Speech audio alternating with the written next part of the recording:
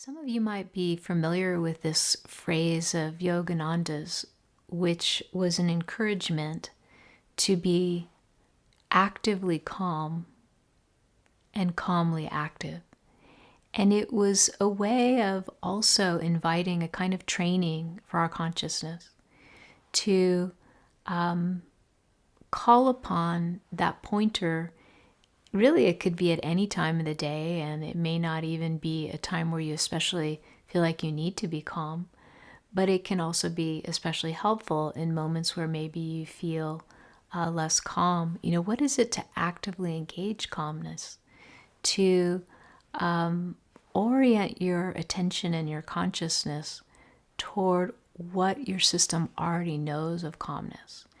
What would that, how does that present in your body memory, in your mental memory? It's slowing down your breathing. It's relaxing your shoulders such that they drop away from your ears and your shoulder blades glide down your back. It might be opening your chest a bit. It might be slowing down your pace. It could be any number of things that you might turn your attention to that remind you of calmness. It can be an image or a certain posture or, a certain trick, such as like counting your breaths. There's ways that you can actively engage calmness that's very proactive, such as the examples I just gave.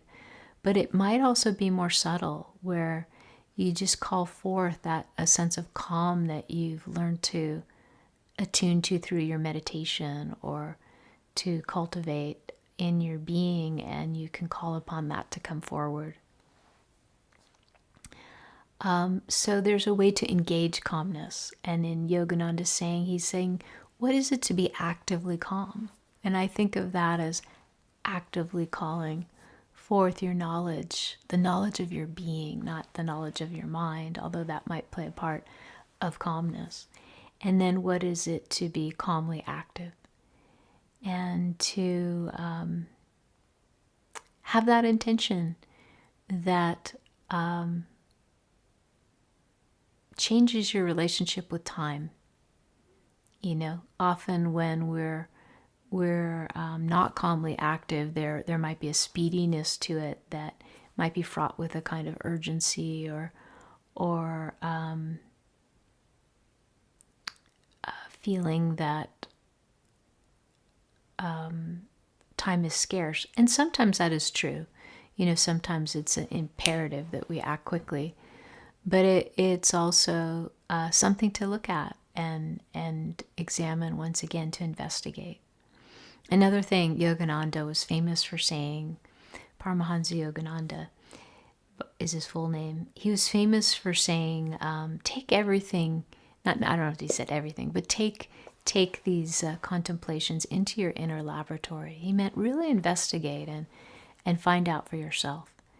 And to tell you the truth, as a teacher, I'm often surprised that there's a lot of people that listen to these talks that don't actually really apply what's being said. They don't actually make the teachings their own.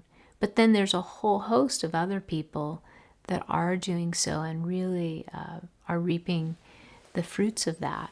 And so I think most of us, have moments where we're somewhere on that continuum where we're not really in that mode of investigation or leaning into our practice or leaning into a way of becoming skillful or more refined. I've certainly have had plenty of those moments. And then there's other times where that's really engaged. And I feel that one of the opportunities that I have as a teacher is to invite you once again into these investigations, whether they be in our inner laboratory or how our inner laboratory engages with the outer world.